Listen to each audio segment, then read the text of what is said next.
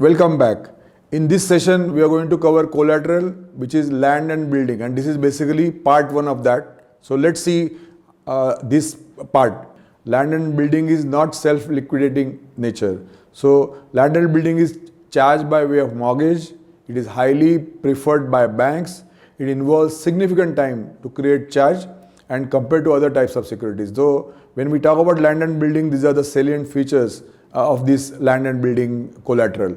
Now, let us look at the authorities for liquidation of security. Now, when we talk about land and building, if an amount is involved in a loan is less than 10 lakhs, then through a civil court. If the amount exceeds 10 lakh, then it has to be through DRT, that is Debt Recovery Tribunal. And remember here, for all these things, the Sarfarasi Act, which we learned earlier, the bank can sell property without court's intervention under this act. Now, can primary or a collateral security? Let's see how whether it is possible. Yes, in case of primary, the purpose of finance is to be made clear. In case of working capital, annual review is mandatory.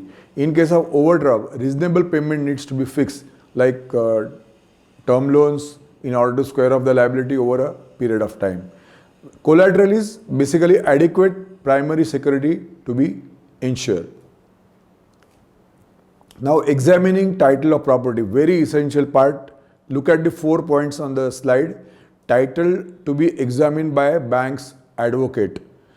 It has to ascertain who is the bona fide owner of the property, to check whether the property has good, valid, subsisting, marketable title, because then only the bank can basically step in the shoes in case of default, and to ensure that the property is free from any encumbrance, so that at the time of sale there is no hindrance for us and to get and recover our money.